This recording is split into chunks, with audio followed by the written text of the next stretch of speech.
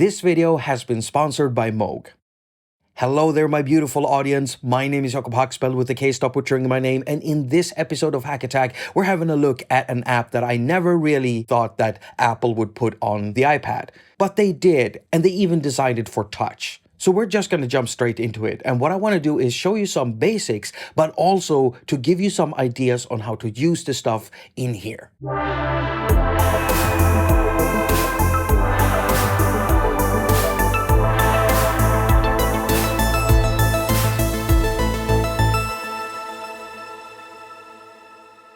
Now, Logic Pro for iPad store its files on iCloud Drive, which is very good because it's easy for those of you who are using Logic Pro for Mac to just grab your files from iCloud Drive.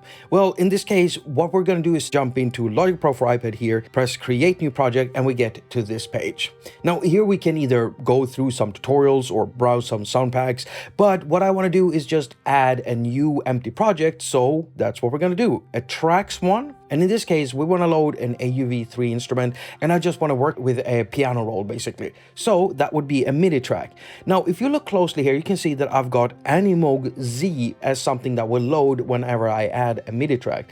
And the way that you change that is by going into these dots here, and then you choose Patch and Instrument, then you go into Instruments, and then you can choose to either have a Logic Pro instrument or you could choose an audio unit. And in this case, we're going to go to Instruments.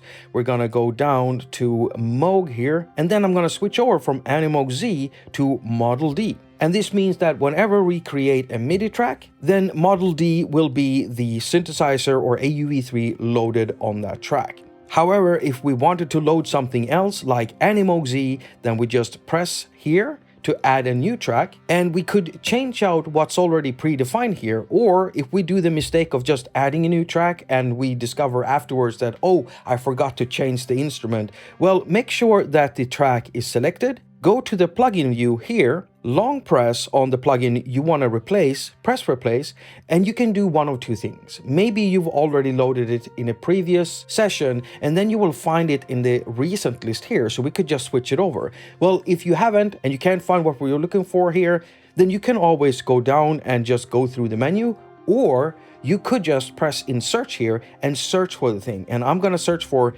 AUv3, and there we go. Load that, and there we go.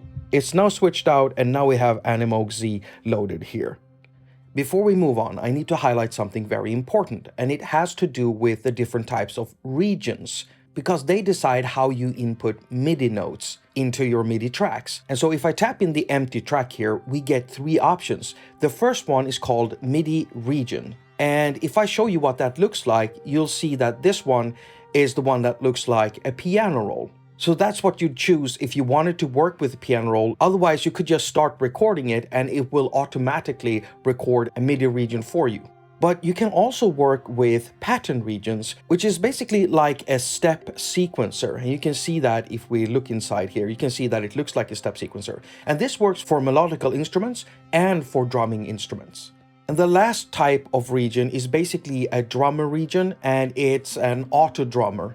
Well, we're going to move on, but first, just check this out. You know what I love so much about AUv3? Activate Edit, clear the area, spin this, and then draw. Just draw. And I could do this for hours. I love this so much.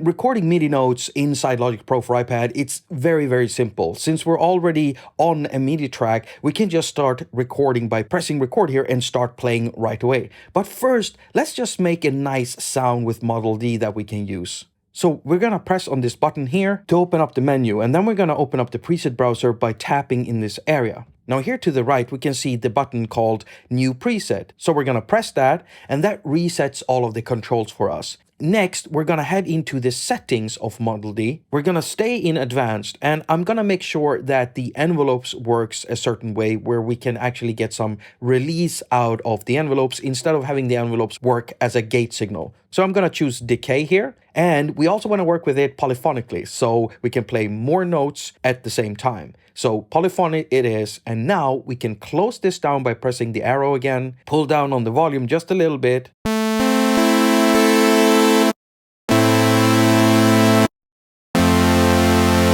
And I'm gonna make a really simple patch. So we're gonna keep all of these oscillators off, and we're just gonna use one oscillator because that's all we need. And next, we're gonna close down the filter. And we're gonna use the filter envelope to open the filter slowly over time. So we're gonna increase the attack time, increase the decay time, pull down on the sustain, and now we can adjust the envelope signal for the filter with the amount of contour.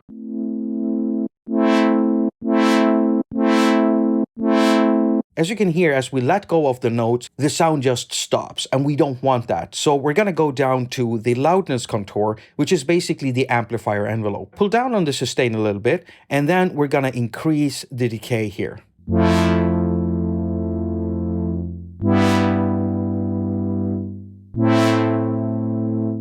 And now that we have our sound, we can just record our MIDI notes. But first, let's just turn on the metronome up here and also make sure that the counting is active.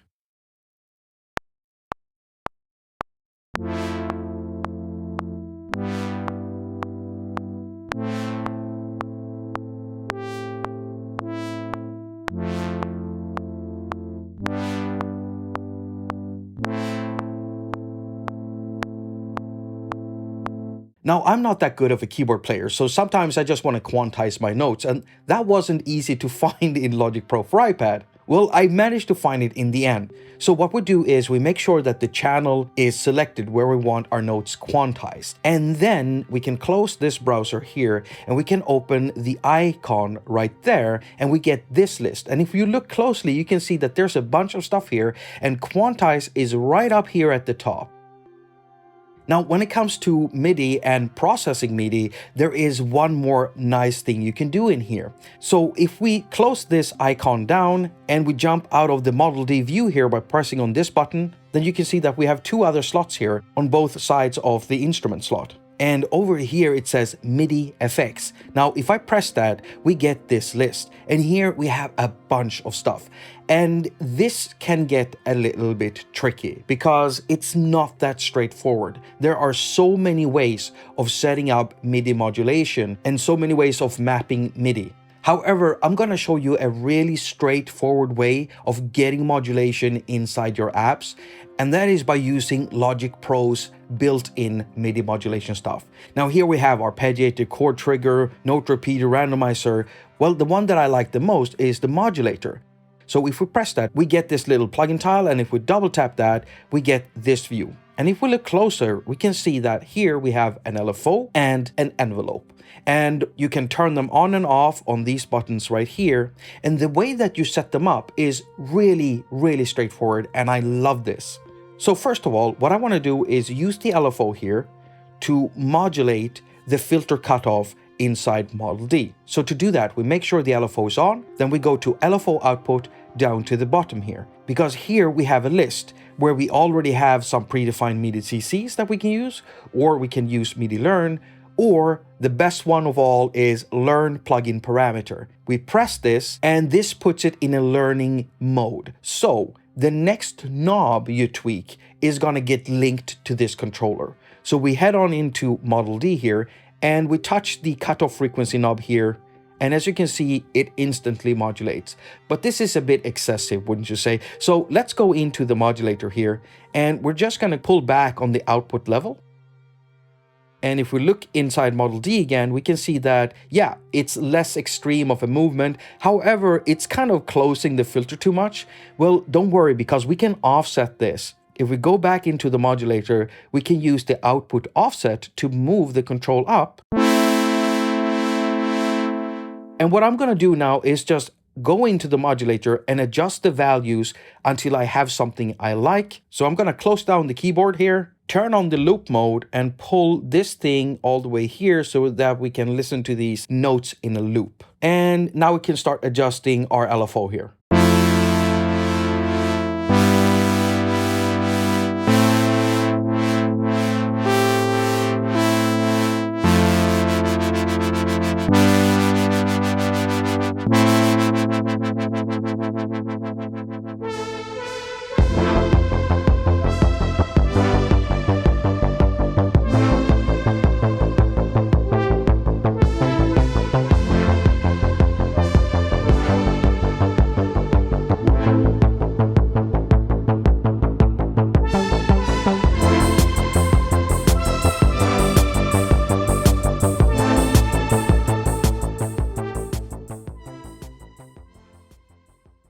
Now, Logic Pro for iPad supports playing MPE apps. And a lot of presets inside attaQ here, for instance, have a lot of expressions set up through MPE controls. And to actually be able to play that, we have to first set that up in the keyboard. So we open up the keyboard like this, and we also make sure that the keyboard surface has been selected. Now, the settings we're looking for, they're inside this little 3-dot menu here, inside surface settings. So if we enter here, we can do stuff like change the size of the keyboard notes, and we can also choose whether we want to show the notes or not. Well, the setting we're looking for is right here, polyphonic pitch bend. So we activate this, and now we get settings for the Y mapping. So we just go in here, enter this list, and press on Aftertouch. And now we have set up the keyboard to actually play MPE patches inside attaQ. But first, I'm just gonna go into scales here and go into the scale list. I'm gonna choose the minor pentatonic.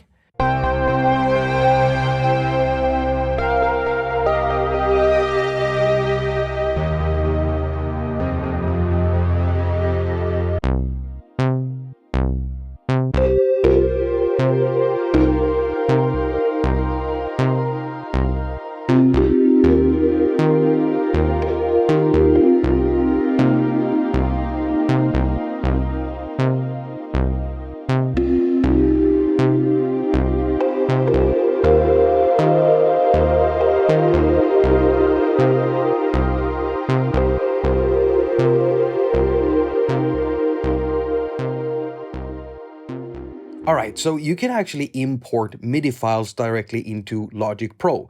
However, you have to do it through the Files app. So we're gonna bring up the Files app over here and pull it in over Logic Pro as a popover. And here I'm already inside a folder where I've saved a MIDI file. So I'm gonna grab this Beethoven file here and just drop it, and it's gonna ask us about tempo. I'm not gonna import tempo. And then I'll just switch the instrument out to Model D.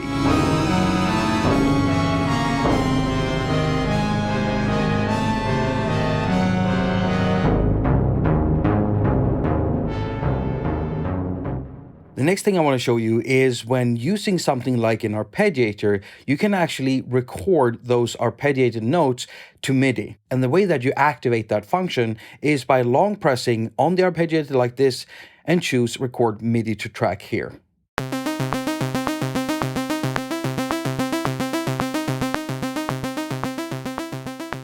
And the next thing I want to show you is how you move plugin tiles around. And this works for all of the tiles. Well, first I'm going to add another MIDI effect here, and I'm going to make it be a chord trigger. And so if we play this now, then the arpeggiator is going to trigger a chord. However, if we move this around by activating this thing here, we can now take this plugin tile and move it over here, and now we've changed the order of them. So I'm going to deactivate this now, and now that we're playing, well, we're actually going to trigger a chord that is then going to trigger the arpeggiator.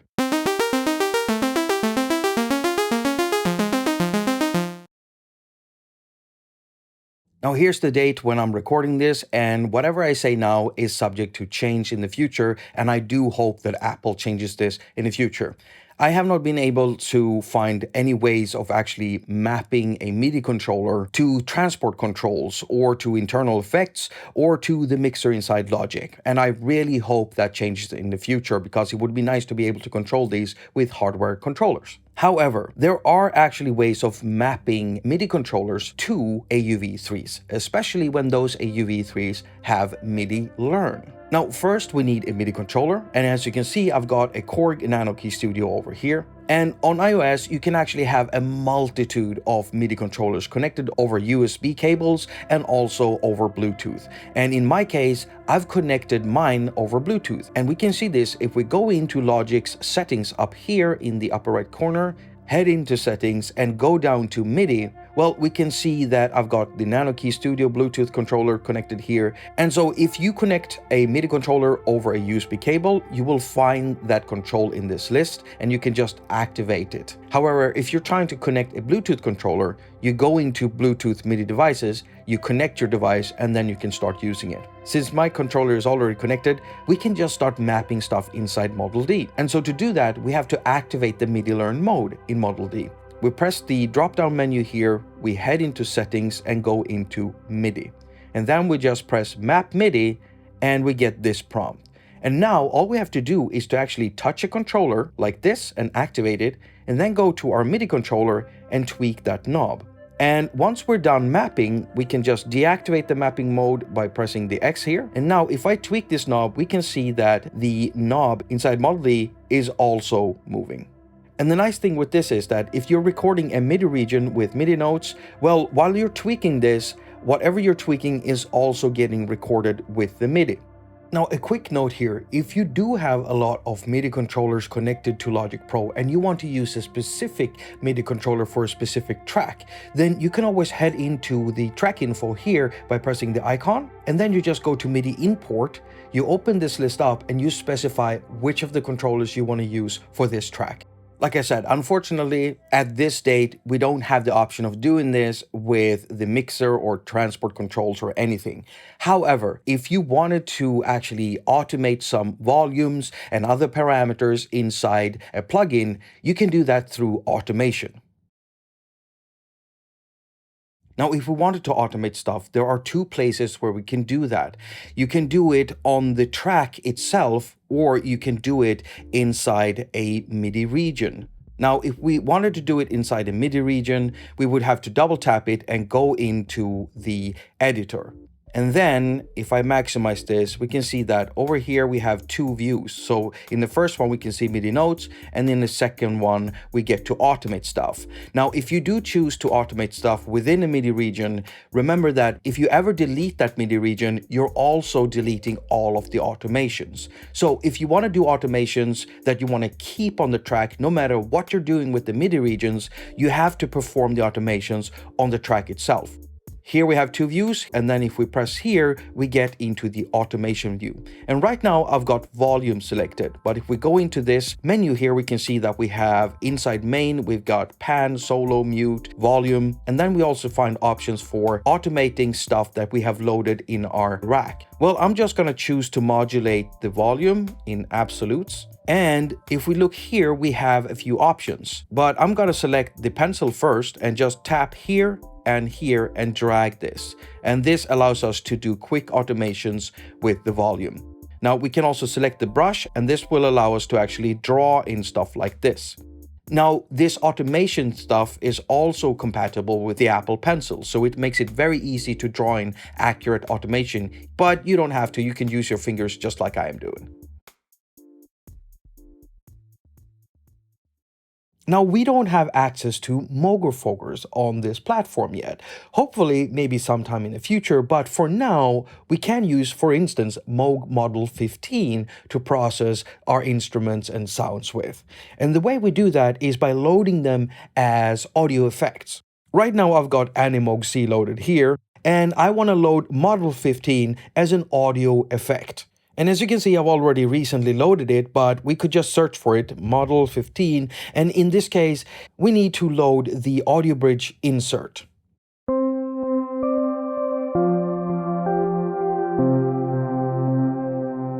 And now we can actually use what's inside Model 15 here to process the sounds coming from Animoog C. And in this case, the filter has already been set up for that.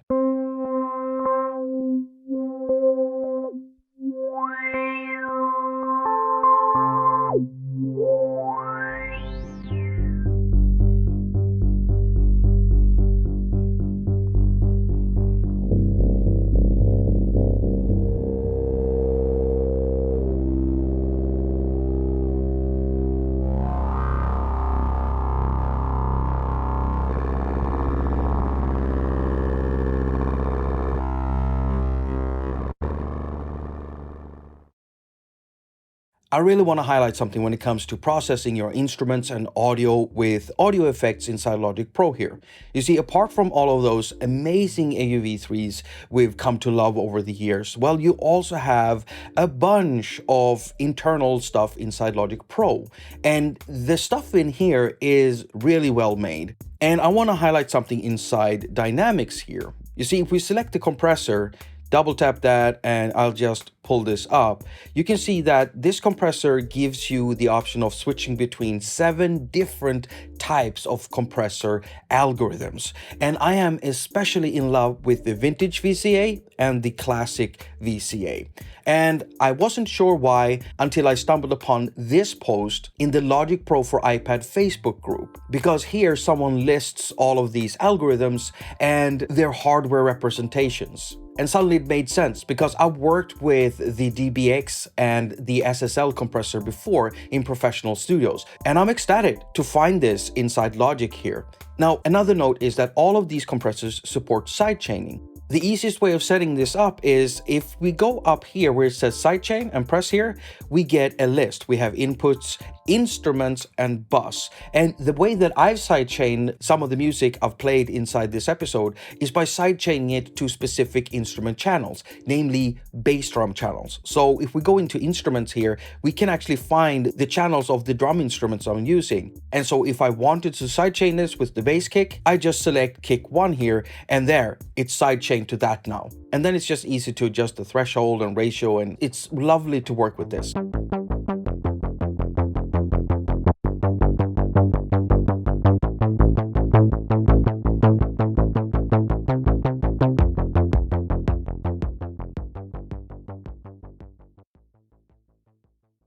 Right over here, we've got the Moog Mavis, and I love this thing because it is so much fun to work with. And what we need in order to connect this to this is a USB class compliant sound interface. So there are many sound interfaces that work with iPads. In this case, I'm using a TX6 from Teenage Engineering. I love this one because it's more than just a mixer and sound interface. It can do a lot of stuff. Well, whatever sound interface you might be using, you just connect the Mavis output to an input on your sound interface.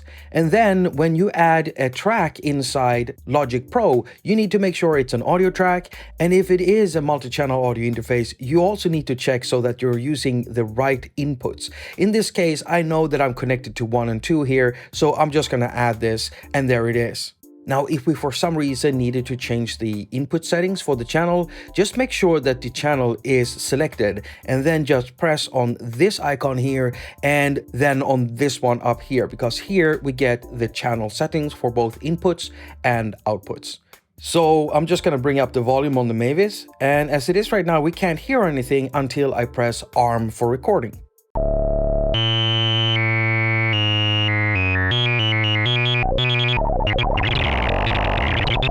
Now, there is one thing on the Moog Mavis I love working with, and that is the wave folder. It is amazing. And whenever you're connecting something in there, you are basically replacing the oscillator.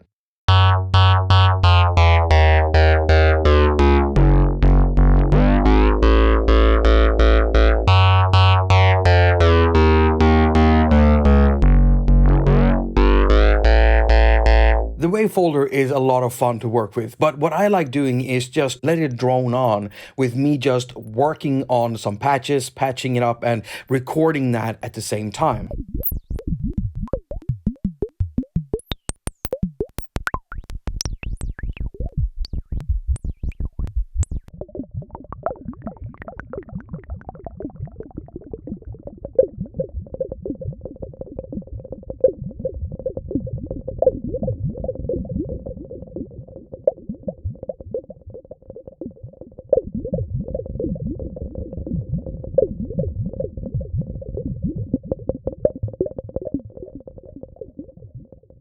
By the way, if you come across bugs inside Logic Pro here, then make sure you report them to Apple. If you want them fixed, you have to tell the people fixing them what's actually wrong, and try to be accurate about your bug reports, because I know from experience, debugging is so much easier when you can recreate the bug yourself. And I get it, it's new, they'll fix it in time. Finally, I want to give a big shout out to Moog, who decided to sponsor this video.